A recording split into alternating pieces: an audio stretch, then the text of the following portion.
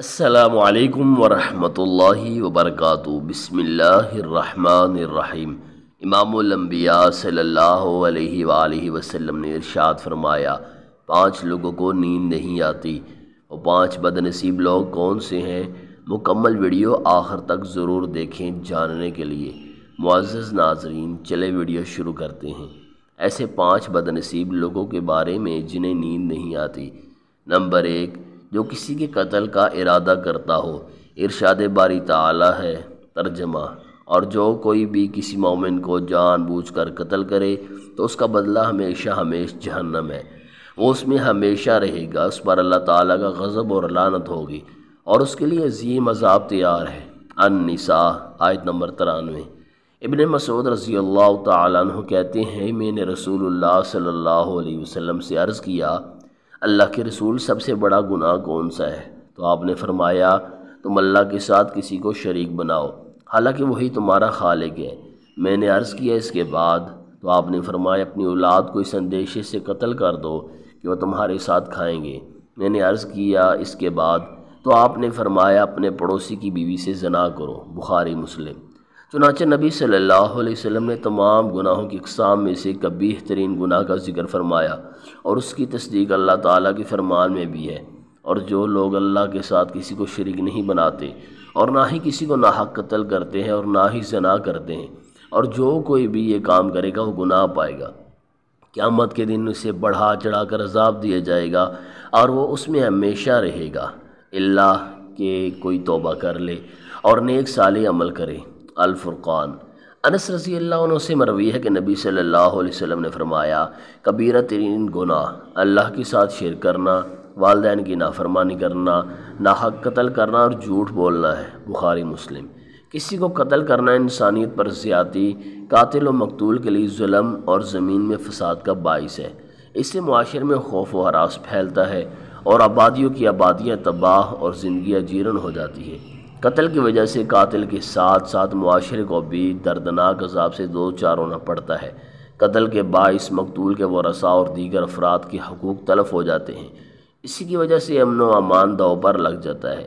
یہ قاتل کے دل میں دنیاوی اور اخروی دائمی اور سرمدی ندامت کا باعث ہے۔ قاتل کا ضمیر کبھی بھی سکون و چین کے ساتھ نہیں رہتا اور زندگی بد مزہ ہو جاتی ہے۔ قتل بدترین جرم اور قاتل بدترین مجرم ہے۔ قتل جانی و مالی تباہی کا باعث ہے، اسی کی وجہ سے زمین پر بے برکتی پیدا ہوتی ہے، آفتیں نازل ہوتی ہیں اور دین و دنیا کے ساتھ ساتھ آخرت بھی برباد ہو جاتی ہے۔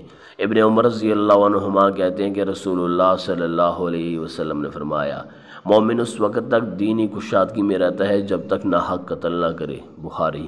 اور عبداللہ بن عمر رضی اللہ عنہما سے روایت ہے کہ رسول اللہ صلی اللہ علیہ وسلم نے فرمایا، اللہ تعالیٰ کے ہاں دنیا کی تباہی ایک مسلم کے قتل کے مقابلے میں بہت ارزاں ہے۔ ترمذی۔ یہ روایت صحیح ہے۔ ابو ہریرہ رضی اللہ عنہ سے مروی ہے کہ رسول اللہ صلی اللہ علیہ وسلم نے فرمایا، اگر آسمان و زمین والے ایک مومن کے قتل میں شریک ہوں تو اللہ تعالیٰ ان سب کو جہنم میں اوندے منہ ڈالے گا۔ یہ حدیث صحیح ہے، ترمذی نے اسے روایت کیا ہے۔ خون مسلم کی اہمیت کے باعث اللہ تعالیٰ سب سے پہلے انہی کے بارے میں فیصلہ فرمائے گا۔ چنانچہ عبداللہ بن مسعود رضی اللہ عنہ سے مروی ہے کہ رسول اللہ صلی اللہ علیہ وسلم نے فرمایا، قیامت کے دن لوگوں کے درمیان سب سے پہلے خون کا فیصلہ کیا جائے گا۔ بخاری و مسلم۔ قتل کی سنگینی کے باعث اسلام نے اسلحہ کے ذریعے مذاق اور اسلحہ کے ساتھ کسی معصوم کی طرف اشارے سے بھی منع فرما دیا۔ چنانچہ ابو ہریرہ رضی اللہ عنہ سے روایت ہے کہ رسول اللہ صلی اللہ علیہ وسلم نے فرمایا، کوئی بھی اپنے بھائی کی طرف اسلحہ سے اشارہ مت کرے، کیونکہ اسے معلوم نہیں کہ شیطان اس کے ہاتھ کو چوکا لگا دے اور وہ جہنم کے گڑھے میں جا گرے۔ بخاری مسلم۔ ابو ہریرہ رضی اللہ عنہ ہی نبی صلی اللہ علیہ وسلم سے بیان کرتے ہیں کہ جو شخص اپنے کسی بھائی کی طرف خنجر سے بھی اشارہ کرے تو فرشتے اس پر لعنت بھیجتے ہیں، چاہے وہ اس کا سگا بھائی کیوں نہ ہو۔ مسلم ترمذی۔ بلکہ اللہ اور اس کے رسول نے خودکشی کو بھی بڑی سختی کے ساتھ حرام قرار دیا، اس لیے خودکشی کرنے والے کو جہنمی قرار دیا چاہیے، وہ مسلمان ہی کیوں نہ ہو، اور وہ خودکشی کرنے کے لیے خنجر، زہر یا خودکش جیکٹ، بارود سے بری گاڑی، دھماکہ خیز مواد یا بم کچھ بھی استعمال کرے، سب کا یہی حکم ہے۔ فرمان الہی ہے اپنی جانوں کا قتل مت کرو، بے شک اللہ تعالیٰ تم پر نہایت رحم کرنے والا ہے، اور جو کوئی ظلم و زیادتی کرتے ہوئے ایسا کرے گا ہم اسے آگ میں ڈالیں گے، اور یہ اللہ تعالیٰ کے لیے نہایت آسان ہے۔ النساء۔ ابو ہریرہ رضی اللہ تعالیٰ عنہ کہتے ہیں کہ رسول اللہ صلی اللہ علیہ وسلم نے فرمایا، جس شخص نے پہاڑ سے گر کر اپنا خاتمہ کر لیا تو ہمیشہ جہنم میں گرتا ہی رہے گا، اور جس شخص نے زہر پی کر اپنے آپ کو قتل کیا تو جہنم میں ہمیشہ زہر پیتا رہے گا، اور جس شخص نے خنجر سے خودکشی کی تو وہ بھی جہنم میں خود اپنے پیٹ میں ہمیشہ خنجر زنی کرتا رہے گا۔ بخاری مسلم۔ یہ سخت ترین عذاب اس شخص کے لیے جس نے خودکشی کی، تو دوسروں کو قتل کرنے والوں کو کتنا سخت عذاب ملے گا، کیونکہ انسانی جان کسی کی اپنی ملکیت نہیں ہے بلکہ یہ اللہ تعالیٰ کی ملکیت ہے۔ اس لیے شریعت الہی کے مطابق ہی انسان اس میں تغیر و تبدل کر سکتا ہے۔ پرامن زندگی ہر انسان کا حق ہے۔ اللہ تعالیٰ نے یہ زندگی زمین کو آباد کرنے کے لیے دی ہے، بلکہ پرامن زندگی جانوروں کا بھی حق ہے، اس لیے جانوروں کو بھی انسانیت کے فائدے کے لیے ہی قتل کیا جائے گا، چنانچہ جانوروں کا فضول قتل بھی جرم ہے۔ ابن عمر رضی اللہ عنہما چند 9 عمر لڑکوں کے پاس سے گزرے تو وہ مرغی پر نشانہ بازی کر رہے تھے، تو انہوں نے سب کو سخت ڈانٹ پلائی اور سب کو وہاں سے بھگا کر فرمایا، رسول اللہ صلی اللہ علیہ وسلم نے جانوروں پر نشانہ بازی سے منع فرمایا ہے۔ اور عمر بن شرید رضی اللہ عنہ سے مروی ہے کہ انہوں نے آپ صلی اللہ علیہ وسلم کو فرماتے ہوئے سنا، جس شخص نے کسی چڑیا کو بھی فضول میں قتل کیا تو وہ قیامت کے دن اللہ کے ہاں فریاد کرے گی، یا اللہ مجھے فلاں شخص نے بے فائدہ اور فضول میں قتل کیا تھا۔ احمد نسائی۔ کیونکہ ایک چڑیا کو بھی زندہ رہنے کا پورا حق ہے، اور اللہ تعالیٰ ہی عدل و انصاف کرنے والا معبود ہے، وہ کسی پر ایک ذرہ کے برابر بھی ظلم نہیں کرتا، اسی لیے ظلم و زیادتی پسند بھی نہیں فرماتا۔ ابو ہریرہ رضی اللہ عنہ سے روایت ہے کہ رسول اللہ صلی اللہ علیہ وسلم نے فرمایا، تمام مخلوقات کو ایک دوسرے سے قصاص لے کر دیا جائے گا، حتیٰ کہ بے سینگ والی بکری کا سینگ والی بکری سے اور چیونٹی کا چونٹی سے بدلہ لیا جائے گا۔ یہ حدیث صحیح ہے، احمد نے اسے روایت کیا ہے۔ نمبر 2، جس کے پاس مال و دولت ہو اور اسے کسی پر بھروسہ نہ ہو۔ تاریخ کا مطالعہ کریں تو ہر دور میں ایک سے بڑھ کر ایک دولت مند اس دنیا فانی میں آیا، مگر آخر مٹی کا لقمہ اجل بن گیا۔ اس کے باوجود انسان سمجھنے کے لیے تیار نہیں۔ دولت پانے کے بعد صرف نیک لوگ استقامت کا مظاہرہ کرتے نظر آئے، باقی جس انسان کے پاس دولت آئی اس کا دماغ خراب ہی نظر آیا۔ اس کی مثال قارون کی ہے۔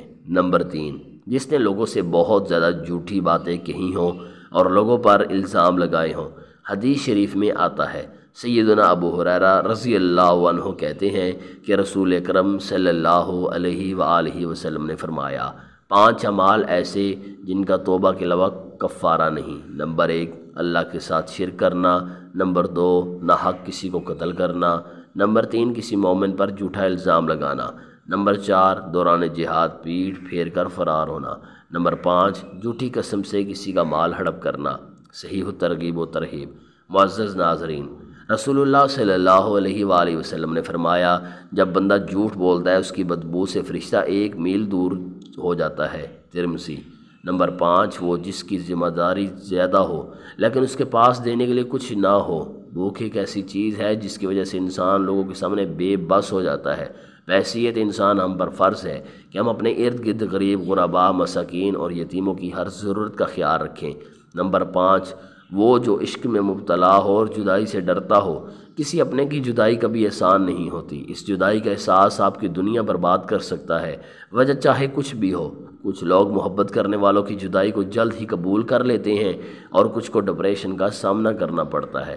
کیا آپ کو رات کو سوتے وقت کروٹیں بدلنا پڑتی ہیں؟ تو آئیے سنت نبوی کے مطابق اللہ کو یاد کر کے سوئیں، پرسکون اور میٹھی نیند آئے گی۔